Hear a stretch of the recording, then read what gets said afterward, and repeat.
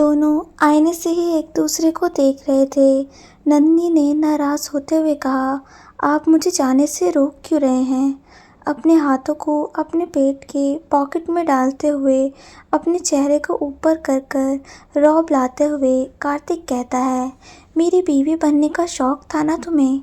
तो अच्छी बीवियाँ पति से पूछे बगैर तो कहीं नहीं जाती, इतना तो जानती होगी। कहते हुए कार्तिक पलटता है और नन्ही की तरफ घूमकर खड़ा हो जाता है। पर पग फेरे की रस्म तो हर लड़की के साथ होता है ना? नन्ही ने बेहद मासूमियत के साथ कहा। कार्तिक ने उसकी बात को सुनकर यकीन नहीं हुआ कि जो लड़की आपसे 1 घंटे पहले तक उसकी बैंड बजाने पर तुली थी, वह इतने भोलेपन से यहाँ खड़ी है। तो क्या मुझे नहीं पता होना चाहिए इस बारे में? कार्तिक एक कदम और करीब आया। नन्ही एक कदम पीछे लेती है और कहती है, ठीक है, मैं आपसे परमिशन मांगती हूँ, क्या मैं जाऊँ? कार्तिक कुछ नहीं कहता। नन्ही झट से 2 कदम आगे आई और कार्तिक के आगे खड़े होकर बोली, हाँ, कह दीजिए ना, ये तुम ही हो ना जो 1 घंटे पहले तक मुझे मेरे कमरे से बाहर निकाल रही थी, मुझे बच्चों की परवरिश के बारे में बता रही थी। यहाँ पर कहते हुए उसने अपनी नाक की तरफ इशारा किया। तुम्हारी वजह से चोट लगी है मुझे। नंदी ने अपने हाथ को ऊपर किया और कार्तिक के नाक को सहलाते हुए बोली, आई एम सॉरी, मैं आपको मारना थोड़ी ना चाहती थी। पता नहीं कैसे लग गया आपको, मुझे तो पता भी नहीं चला।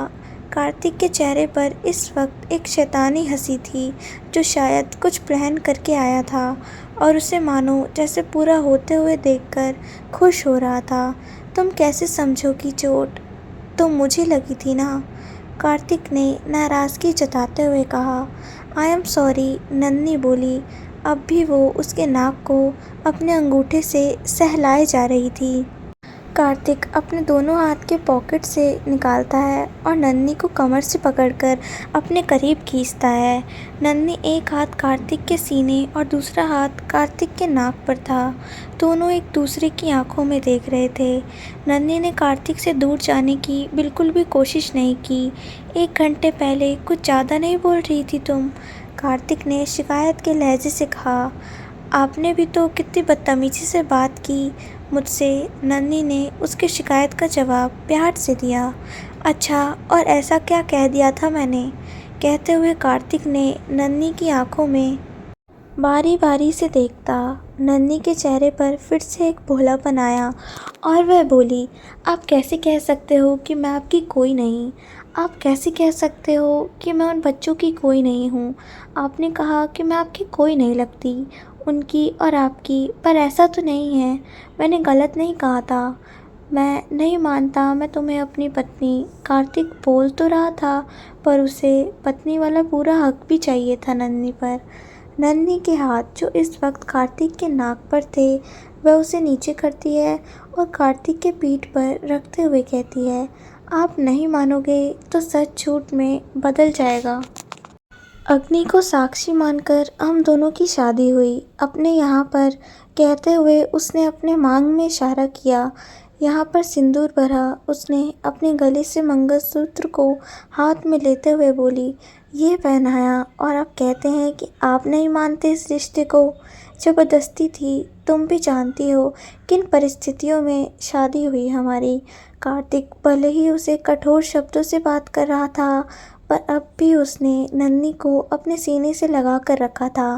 पहले दिन से ही नन्ही का उसके करीब रहना उसे सुकून देता था, पर वह अपने घमंड में इस बात को स्वीकार नहीं करना चाहता था कि नन्ही से अच्छी लगने लगी थी और उसके व्यवहार में बदलाव सिर्फ उस तस्वीर में नन्ही को किसी और के साथ देखकर जलन के मारे आई थी। आप मानो ना मानो, मैं मानती हूँ और हमेशा मानती रहूँगी। आप मेरे हो और मैं आपकी। मेरे भैया की मंगनी है तो मेरे पति परमेश्वर, क्या आप मुझे मेरे मायके जाने की इजाज़त देंगे? कहते हुए नन्ही ने पपी फेस बनाकर कार्तिक की ओर देखा। कार्तिक के दिमाग में इस वक्त नन्ही का डायलॉग गूंज रहा था, मेरे पति परमेश्वर, क्या आप मुझे इजाज़त देंगे? मेरे पति परमेश्वर, क्या आप मुझे इजाज़त देंगे? वह खुद में बड़बड़ाया। पति परमेश्वर, क्या कहा तुमने? कार्तिक नन्ही को और ज़्यादा अपने करीब लाते हुए कहता है, आपने कहा ना कि मैं आपकी इजाज़त के बगैर कुछ नहीं करूँगी। तो मर्जी तो हमेशा भगवान की चलती है ना, और पति भी तो परमेश्वर होता है। नन्ही ने भी मस्का मारने के लिए खूब प्यार से कहा। कार्तिक खुश हो गया और नन्ही को थोड़ा सा ऊपर उठाकर अपने और करीब लाते हुए बोला, इसी तरह हर काम करने से पहले मुझसे पूछ लिया करो, तुम्हारे लिए ही अच्छा होगा। नन्ही को खुद कार्तिक पसंद आने लगा था। वो तो पहली नज़र में ही कार्तिक की हो गई थी, और अब कार्तिक को कैसे हैंडल करना है वह भी अच्छी तरह समझ चुकी थी। वह प्यार से बोली, तो परमेश्वर जी, मैं जाऊं? कार्तिक ने हाँ में अपनी गर्दन हिलाई। नन्ही खुश होकर कार्तिक के गाल पर किस करते हुए बोली, थैंक यू। नन्ही ने अपने आप को ज़मीन पर उतारना चाहा, क्योंकि उसके पैर इस वक्त ज़मीन से कुछ इंच ऊपर उठे हुए थे, लेकिन कार्तिक अब उसे छोड़ने को तैयार नहीं था। सोच लो, अगर तुम चली गई तो फिर से इस कमरे में आ जाऊंगा। कार्तिक नन्ही का और अटेंशन चाहता था। कोई प्रॉब्लम नहीं होगी, आप इस कमरे में रह लो, मैं दूसरे कमरे में रह लूँगी। कार्तिक के चेहरे पर अब तक जो मुस्कुराहट थी, नन्ही की आवाज़ सुनते ही वह किसी दूसरे कमरे में रहेगी, गायब हो गई। तुम नहीं जा रही हो अपने मायके, चुपचाप से इस घर में पड़ी रहो, कहकर उसे छोड़ता है। नन्ही के पैर ज़मीन पर पड़े और वह झट से खड़ी होते हुए बोली, अभी आपने तो हाँ कहा था, और ये अभी आप ना कह रहे हो? कार्तिक बोला और जाकर बेड पर बैठ गया। नन्ही ने अपनी बातों को फिर से एक बार अपने मन में रिपीट किया और फिर अपने सर पर मारते हुए बोली, फिर गलती हो गई। वह झट से बेड पर गई और कार्तिक के बगल में बैठती हुई बोली, परमेश्वर, हाँ कह दीजिए ना। कार्तिक का कोई जवाब नहीं आया। मैं आपके साथ इसी कमरे में रहूँगी, क्योंकि मुझे पता है हस्बैंड वाइफ के कमरे में रहते हैं, एक बेड पर सोते हैं। और कार्तिक उसकी कुर्ती को पकड़कर खींचते हुए अपने ऊपर कर लेता है और कहता है, और क्या, और एक दूसरे की बात मानते हैं। नन्ही अपनी आंखों को टिमटिमाते हुए बोली, तुम्हारे भाई की मंगनी कब है? 2 दिन बाद, नन्ही ने झट से कहा। मंगनी से तुम सीधा यहाँ आओगी, पर पापा के पास उसकी बात ख़त्म हो उससे पहले ही कार्तिक बोला, तुम जाना चाहती हो या नहीं? जैसा आप कह रहे हैं वैसा ही करेंगे पति परमेश्वर जी। नन्ही अब कार्तिक से पंगा नहीं लेना चाहती थी। उसे खुशी खुशी अपने मायके जाना था। वह नहीं चाहती थी तो यहाँ से अपने पापा के पास जाए और कार्तिक गुस्से में यहाँ पर और फिर वहाँ उसके पापा को कुछ उल्टा पुल्टा कह दे। अच्छा, सो जाओ। नन्ही के सर को अपने सीने पर रखते हुए कार्तिक बोला, नींद नहीं आएगी ना? नन्ही अपने होठों का पाउट बनाते हुए कहती है, क्यों?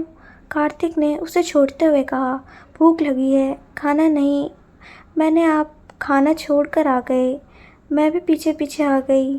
कार्तिक दूसरी तरफ करवट लेकर सोते हुए बोला, ठीक है, जाकर खा लो, फिर आकर सो जाना। आप नहीं खाएंगे? नहीं, कार्तिक ने छुल चलाते हुए शब्दों में कहा, रहने दीजिए, फिर मैं भी नहीं खाती। क्यों, तुम्हें भूख लगी है ना? आप ही ने कहा ना, आप मेरे पति परमेश्वर हैं। परमेश्वर भूखा है तो मैं कैसे खा सकती हूँ? नन्ही जितनी बार कार्तिक को परमेश्वर कहती, पता नहीं क्यों कार्तिक को बेइंतहा खुशी होती है। उसे सच में लगने लगा कि वह नन्ही का पति परमेश्वर है। कार्तिक बेड से उठाते हुए बोला, चलो खाना खाओ, मेरा भी खाना निकालना, मैं हाथ धोकर आता हूँ। कार्तिक को खुद बहुत तेज़ भूख लगी थी। गुस्से में उसने दोपहर में भी खाना नहीं खाया था और अभी भी वो खाना छोड़कर कमरे में आ गया था। नन्ही वहीं बैठी थी। जब कार्तिक बाहर आया, तुम खाना नहीं खाने गई? कार्तिक टॉवल से हाथ पोंछते हुए बोला, आपके साथ खाऊंगी, कहकर नन्ही खड़ी हुई। कार्तिक नन्ही से दरवाजे की ओर चलने के लिए कहता है। नन्हे उठाकर कमरे से बाहर निकले। कार्तिक भी उसके पीछे पीछे था। घर वाले आधा खाना खा चुके थे। उनके लिए तो इस तरह कार्तिक का खाने की टेबल छोड़कर जाना एक आम सी बात थी। शुरू-शुरू में तो वह सब भी इस बात को लेकर परेशान हो जाया करते थे, लेकिन धीरे-धीरे उन्हें कार्तिक के इसी बिहेवियर की आदत हो चुकी थी। नन्ही आगे आई और कार्तिक के लिए एक नया प्लेट निकाला और उसमें खाना निकालने लगी। कार्तिक अपनी कुर्सी पर जाकर बैठ गया। पूरे घर वाले अब खाना छोड़कर कार्तिक को देख रहे थे। ये लड़का आज तक कभी खाने की टेबल को छोड़ने के बाद दोबारा किसी के भी कहने पर वापस आकर अपनी कुर्सी पर नहीं बैठा था, और आज खाना छोड़कर जाने के बाद और फिर से अपनी कुर्सी पर आकर बैठ चुका है। नन्ही ने खाना सर्व किया तो कार्तिक ने नन्ही की तरफ देखते हुए कहा, बैठ जाओ। नन्ही भी आज्ञाकारी पत्नी की तरह तुरंत बैठ गई और अपने लिए भी प्लेट निकालकर उसमें खाना लेने लगी। कार्तिक ने एक नज़र अपने घर वालों को देखा। उसने शुरू अपने मम्मी पापा से होते हुए अपनी नज़र को रिकी, अरविंद, प्रीति, सत्यम जी और फिर दादा दादी तक जाकर उसकी नज़र खत्म हुई। सभी उसी को देख रहे थे। क्या हुआ? क्या मैं आप लोगों को कोई जोकर नज़र आ रहा हूँ या मेरे सर पर सींग उग आया है? सभी का ध्यान अचानक से कार्तिक की बात पर टूटा और सब एक साथ 3-4 बार अपनी गर्दन को ना में हिला देते हैं। तो आप लोग भी खाइए और मुझे भी खाने दीजिए, कार्तिक बोला। प्रीति को हंसी आ गई। वहीं कार्तिक, जिसने अभी अपना निवाला मुंह में ही लिया ही था, प्रीति की तरफ देखते हुए बोला, बत्ती से अपने रूम में जाकर दिखाना, यहाँ खाना खाओ। दादाजी गुस्से से बोले, कार्तिक, भाभी है तुम्हारी, वह इस घर की बहू होगी सबके लिए, मेरे लिए मेरी दोस्त है। मैं पहले भी कह चुका हूँ, मेरे और प्रीति के बीच में कोई नहीं बोलेगा। प्रीति भी आंखों से दादाजी की तरफ रिक्वेस्ट करती है। प्रीति और कार्तिक के बीच में एक अजीब सी बॉन्डिंग थी, जो प्रीति के भाभी बनने के बाद भी कम नहीं हुई थी।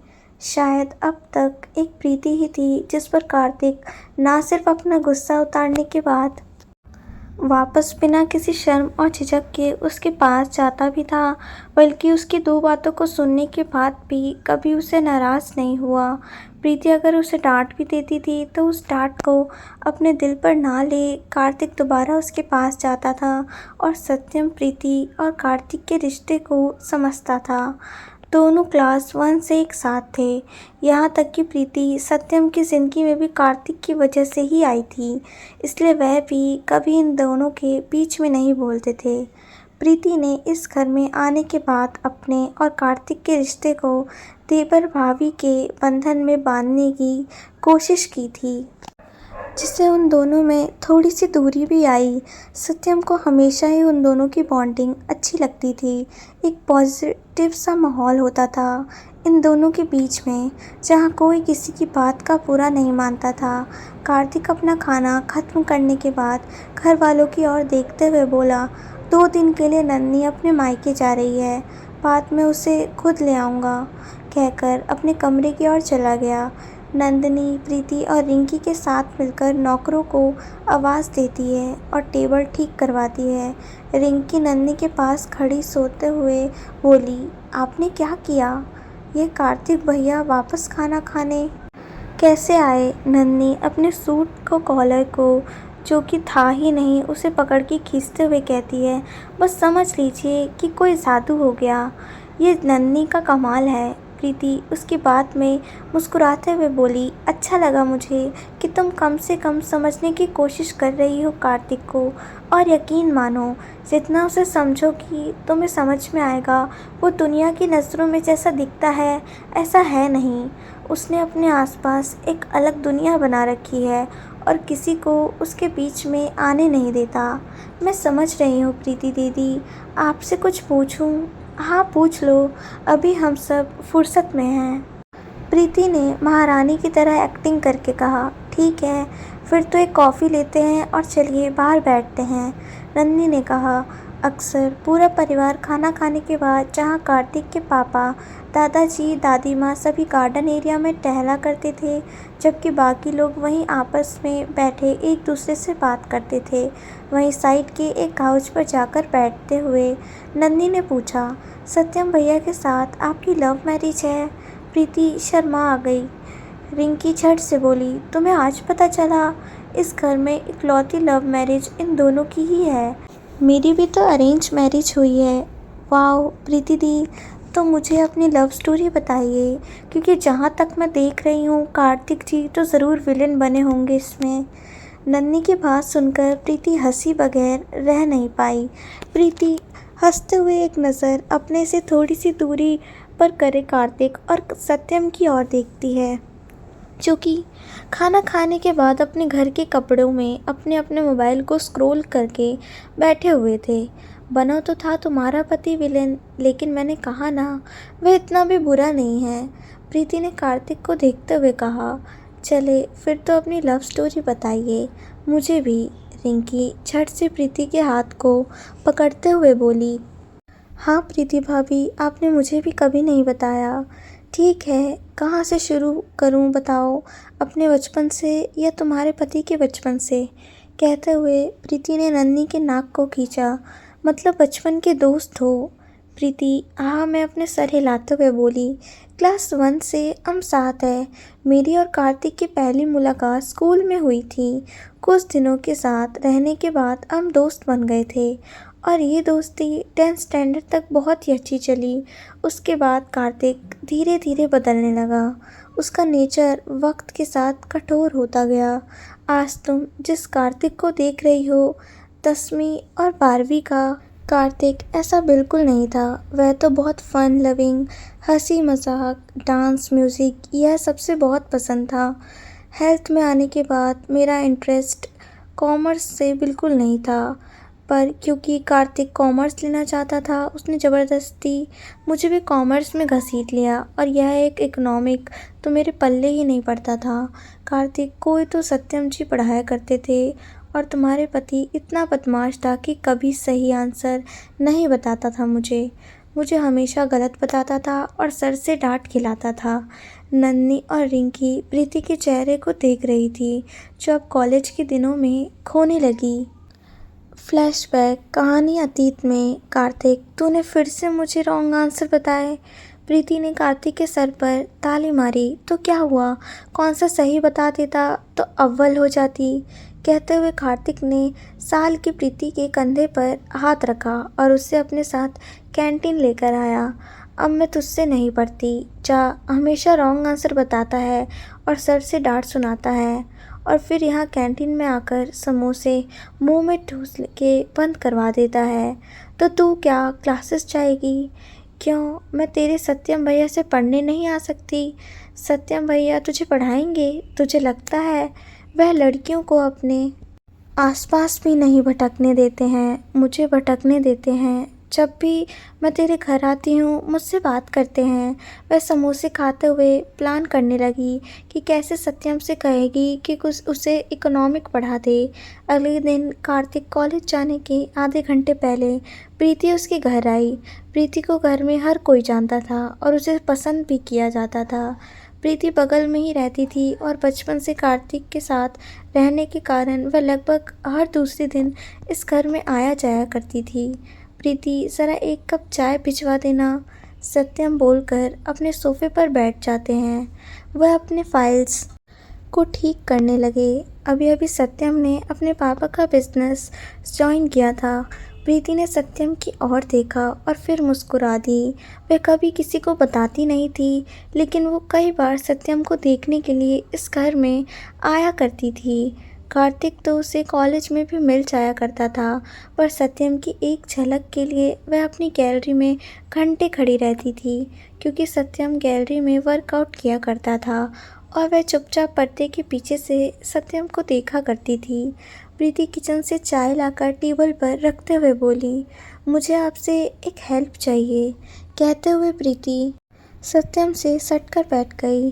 अपने फाइल साइड में रखकर चाय का कप हाथ में लेकर प्रीति को देखते हुए सत्यम थोड़ा सा पीछे हुआ और उन दोनों के बीच में थोड़ा सा गैप रखते हुए बोला, क्या हुआ, सब ठीक है? हाँ, सब तो ठीक है। कार्तिक ने फिर से तुमसे झगड़ा किया? नहीं, प्रीति ने ज़ोर से नहीं सर में हिलाया। कॉलेज में कोई तुम्हें छेड़ता है? प्रीति फिर से ना में गर्दन हिला देती है और एग्ज़ाम के मार्क्स कम आए। ये सुनते ही प्रीति ने हाँ में अपनी गर्दन 3-4 बार हिला दी। तो पढ़ाई क्यों नहीं करती? सत्यम ने उसकी हिलती हुई गर्दन को एक हाथ से रोकते हुए कहा। एक को समझ में नहीं आता। अच्छा, ये बात है, तो मेरी क्या हेल्प चाहिए? आप पढ़ाएंगे? आपको जब भी टाइम होगा। प्रीति, मैं अपने पापा को ऑफिस ज्वाइन कर रहा हूँ, जैसे ही तुम देख सकती हो। मैं अभी जा रहा हूँ, 6 बज जाते हैं मुझे आते आते। कब पढ़ाऊँगा मैं तुम्हें? 7 बजे, जब आप कार्तिक को पढ़ाते हैं। 7 के बाद तुम्हारे घर में किसी को प्रॉब्लम नहीं होगी? आपके घर में होगी क्या? अपना जवाब देने के बजाय प्रीति ने ही सत्यम से सवाल पूछ लिया। नहीं, मेरे घर में क्यों किसी को प्रॉब्लम होगी? मैं कार्तिक को पढ़ाता ही हूँ, तुम भी रहो उसके साथ। मैं कोई पार्टी करने थोड़ी ना आऊँगी, पढ़ने के लिए आऊँगी। और मेरी और आपके घर में दूरियाँ कितनी हैं? सत्यम ने अपनी चाय की तरफ देखा, जो कि अब तक पूरी तरह से ठंडी हो चुकी थी। उसने 1 मिनट में पूरी चाय को ख़त्म किया, कप को टेबल पर रखा और अपने फाइल्स को समेटते हुए बोला, शाम 7:30 बजे मेरे कमरे में कार्तिक आता है, तुम भी आ जाना। प्रीति खुशी के मारे उछल पड़ी। उसने सत्यम को तब तक देखा जब तक सत्यम अपनी गाड़ी में बैठकर चलाना हो गया हो। तब तक कार्तिक भी अपने कमरे से तैयार होकर आ चुका था। आज शाम को पहली बार प्रीति ने कार्तिक के घर आने से पहले अपने आप को आईने में ना जाने कितनी बार निहारा।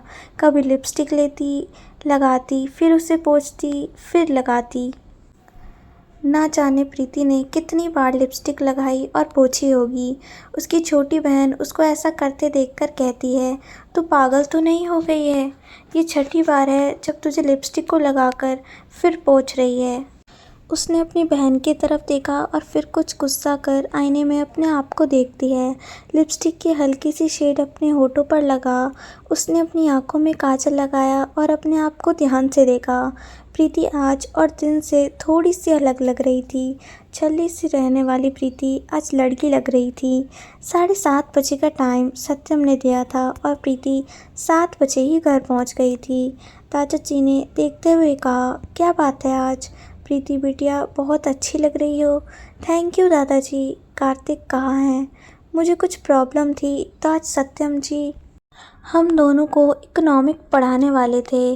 दोनों अपने कमरे में ही होंगे, जाओ देख लो, कहकर दादाजी अपने अखबार में लग गए। कार्तिक माँ ने मुस्कुराकर प्रीति की ओर देखा और फिर दादी माँ की तरफ देखकर मुस्कुरा दी। प्रीति कार्तिक के कमरे की ओर जाने की बजाय सत्यम के कमरे की ओर बढ़ गई। आज पहली बार वह सत्यम के कमरे में आई थी। कुछ ऐसा खास नहीं था कमरे में, बिल्कुल वैसा ही था जैसा सब कमरा होता है। एक बेड, साइड में रखा हुआ टेबल, एक साइड में ड्रेसिंग टेबल, उसे लगा हुआ कपड़ों की अलमारी, छोटे मोटे शोपीस। और तभी बाथरूम का दरवाज़ा खुला और सत्यम टॉवल से अपने बालों को पोंछते हुए बाहर आया। प्रीति सत्यम को देखते ही हड़बड़ा गई। उसने इस वक्त वाइट कलर का लोअर पहन रखा था। अपने गीले बालों को टॉवल से सुखाते हुए और प्रीति की ओर आया। प्रीति झट से पीछे की तरफ पलट गई। सॉरी, मुझे लगा था कार्तिक होगा। सत्यम ने घड़ी की ओर देखा। अभी 7:10 हुए थे। वह अपने बालों को पोंछने के बाद अपने टॉवल को गले से लपेटते हुए बोला, मैं 7:30 बजे आने के लिए कहा था ना। प्रीति की गर्दन अब झुक गई। वह तो सत्यम से मिलने के लिए इतनी एक्साइटेड थी कि आधा घंटा पहले ही उसके घर आ गई थी। क्या हुआ, दूसरी तरफ क्यों घूमी हुई हो? सत्यम ने कहा तो प्रीति लड़खड़ाती आवाज़ में बोली, आप वो कपड़े। सत्यम साइड से चलते हुए प्रीति के सामने आकर खड़े हो गया और मुस्कुराकर अपने हाथों को आगे की तरफ बांधकर मुस्कुराकर उसकी तरफ देखने लगा। प्रीति सत्यम को ना देख सब ज़मीन को घूर रही थी। मुझे ऐसे देखकर शर्म आती है, सत्यम बोला। प्रीति ने एक पल के लिए अपनी पलकों को उठाया, सत्यम को देखा और फिर उसकी पलकें झुका ली। सत्यम मुस्कुराया और बोला, जब पर्दे के पीछे से मुझे एक्सरसाइज करते हुए देखती हो तब शर्म नहीं आती? उस वक्त भी मैं लोवर में ही होता हूँ। प्रीति सत्यम की आवाज़ सुनते ही सन्न रह गई थी। वह आज तक ये समझ रही थी कि सत्यम को पता नहीं है कि वह उसे छुप छुप कर देखती है, पर यहाँ सत्यम सब जानता था। प्रीति ने अपनी नज़र उठाकर सत्यम को देखकर लड़खड़ाई हुई आवाज़ में बोला, आपको कैसे मालूम हुआ? एक दिन अगर घूरती तो नहीं पता चलता, 2 दिन होता तो भी नहीं पता चलता, लेकिन जब कोई लड़की साल के 365 दिन मुझे घूरती रहे तो मुझे तो पता चल ही जाएगा ना, कहकर सत्यम मुस्कुराया। शर्म से प्रीति के गाल लाल हो चुके थे। उसने अपना सर पूरी तरह से नीचे झुका ली।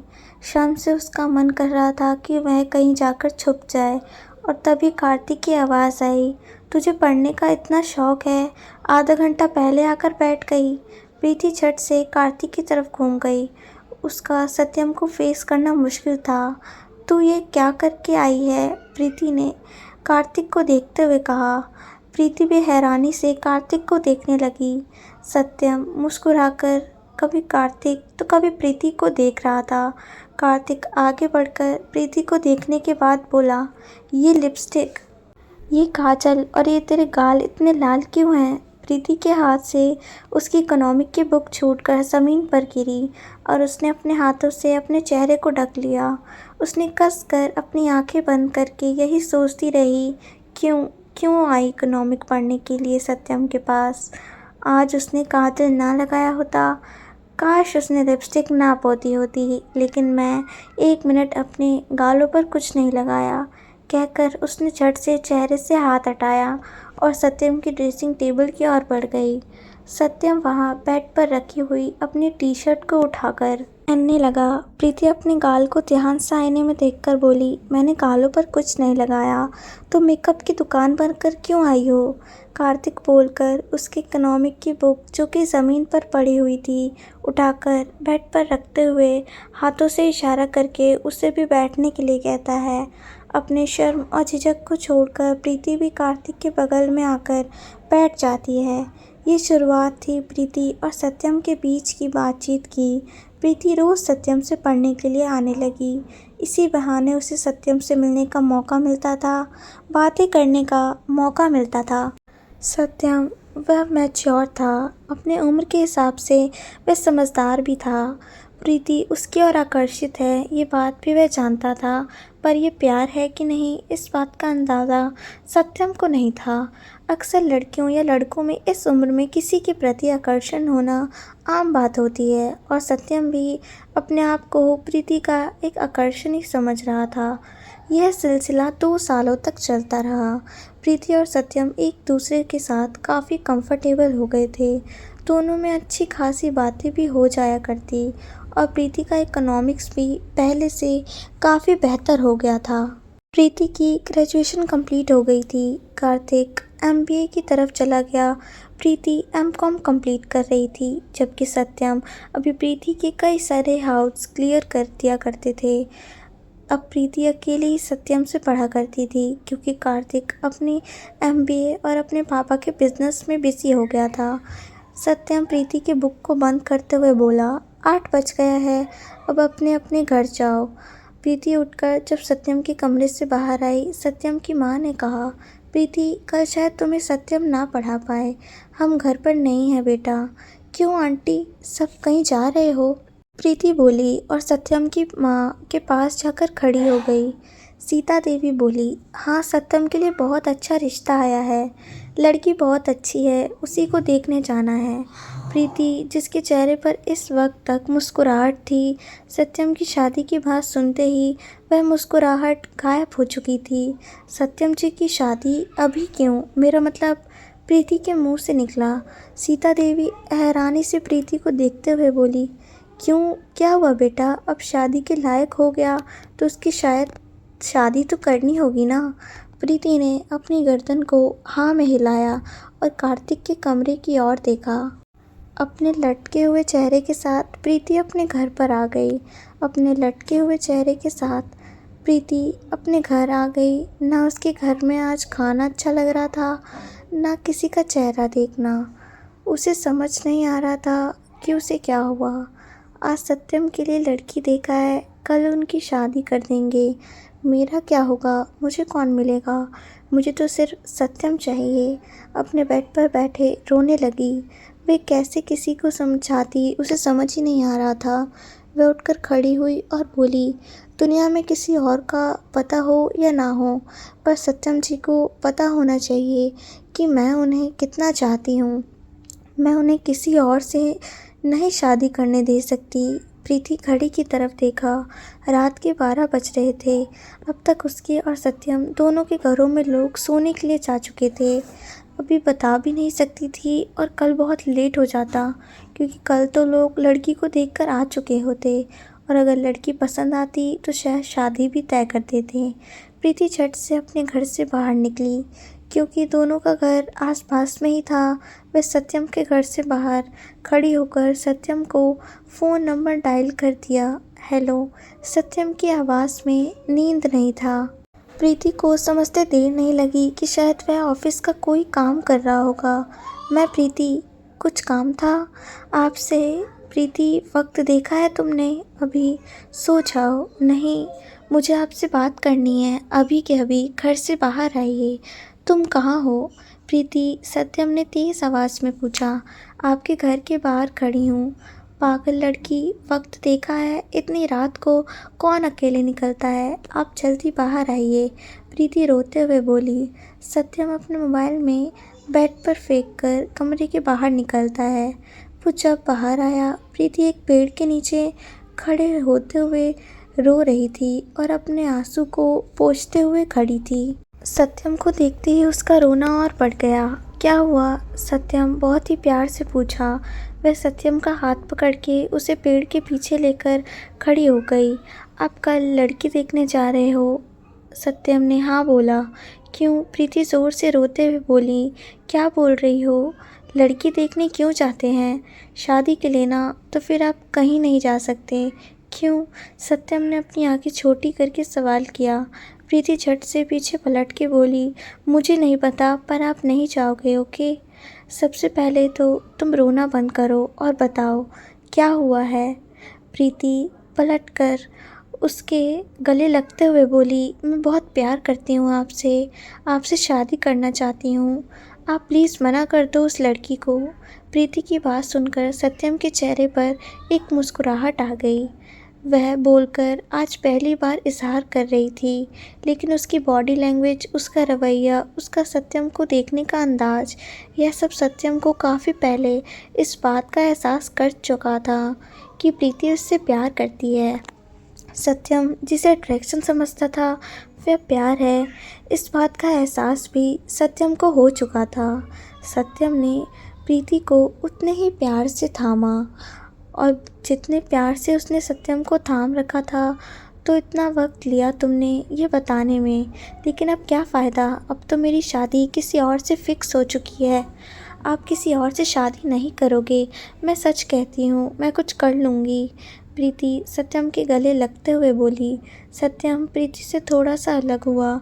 उसके चेहरे को प्यार से अपने हाथों में पकड़ते हुए बोला, क्या करोगी तुम? प्रीति ने सत्यम की हथेली पर अपने हाथ को रखते हुए बोली, मैं सबसे कह दूंगी कि आप मुझसे प्यार करते हो और शादी आपसे ज़बरदस्ती करवाई जा रही है। और उससे क्या होगा? सत्यम ने सवाल पूछा। सबको पता चल जाएगा ना कि आप मुझे चाहते हो, आपकी शादी कैंसिल हो जाएगी। प्रीति ने इतने भोलेपन से कहा था कि सत्यम मुस्कुराए बिना रह नहीं पाया। कल जिस लड़की को देखने जा रहा हूँ वह बहुत अच्छी है। सच कहूँ तो मुझे बहुत पसंद है। आई एम सॉरी प्रीति, पर मेरी दुल्हन तो वही बनेगी। कहकर सत्यम ने प्रीति को छोड़ दिया और आगे बढ़ने लगा। वह अपने घर की ओर बढ़ने लगा। प्रीति पीछे से चिल्लाते हुए बोली, अगर कल शादी तय करके आए तो आप याद रखना, मुझसे बुरा कोई नहीं होगा। अगर प्रीति बहुत अच्छी है पर उसे सत्यम नहीं मिला ना, तो प्रीति बहुत बुरी भी बन जाएगी। कहकर उसने ज़मीन पर पड़ा हुआ एक पत्थर उठाया और सत्यम की ओर फेंका। सत्यम पत्थर के साइड हट जाता है और वह पत्थर कपूर हाउस के मेन गेट पर पड़े लाइट पे जाकर लगती है। लाइट टूटकर ज़मीन पर बिखर गया। प्रीति झट से झुकने की कोशिश करती है। सत्यम वापस लौटकर प्रीति के पास आया। उसने प्रीति को देखा। रोकर आंसू, उसका चेहरा काला हो गया। आंखें और नाक गुलाबी थे। सत्यम बोला, पागल हो गई हो? अभी मुझे लग जाता ना। प्रीति झट से सत्यम के हाथ को पकड़ते हुए बोली, तो कह दीजिए ना, आप कल नहीं जाओगे उस लड़की को देखने? ये पॉसिबल नहीं है प्रीति, समझने की कोशिश करो। सत्यम पलटते हुए बोला, क्यों? अभी तो आपने उसे देखा भी नहीं है। अभी आपको कैसे पसंद आ गई? प्रीति उसके हाथ को छोड़ने को तैयार नहीं थी। देखा था मैंने उसे, बहुत प्यारी है। तुम देखोगी ना तो तुम्हें भी पसंद आ जाएगी। सत्यम ने हाथ खींचते हुए कहा, वो चुड़ैल तो मुझे पसंद आएगी जो मेरा प्यार मुझसे छीनने की कोशिश कर रही है। मुझे कभी गौर से देखा है आपने? मैं भी तो सुंदर और प्यारी हूँ ना। आपके लिए मैं रोज़ मेकअप भी करूँगी। प्लीज़ मना कर दीजिए उसको। प्रीति की आवाज़ में कितनी रिक्वेस्ट थी, इस बात को सत्यम भली भांति महसूस कर रहा था। सत्यम ने अपना हाथ खींचा और जाने लगा। ठीक है, चाहिए, कल शाम को देखना आप। अगर पूरे कॉलोनी के सामने आपको खड़ा नहीं किया ना, तो मैं भी प्रीति नहीं। अब तक रिक्वेस्ट करने वाली प्रीति अब धमकी देने पर उतारू हो चुकी थी। क्या करोगी तुम? सत्यम सीरियस होकर बोला, क्योंकि प्रीति भी बहुत गंभीर थी और गुस्से में थी।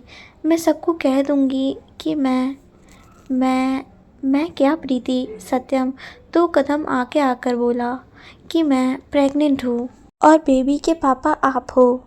कमेंट करके ज़रूर बताइएगा कि कैसी लग रही है आपको प्रीति, थोड़ी सी शरारती वाली, थोड़ी सी समझदार। और क्या सच में सत्यम की शादी तय हो जाएगी उसे लड़की के साथ जिसे कल देखने जाने वाला है? क्या लगता है आपको? अगर आपको ये कहानी अच्छी लगी तो चैनल को सब्सक्राइब, वीडियो को लाइक, कमेंट और शेयर ज़रूर करिएगा। धन्यवाद।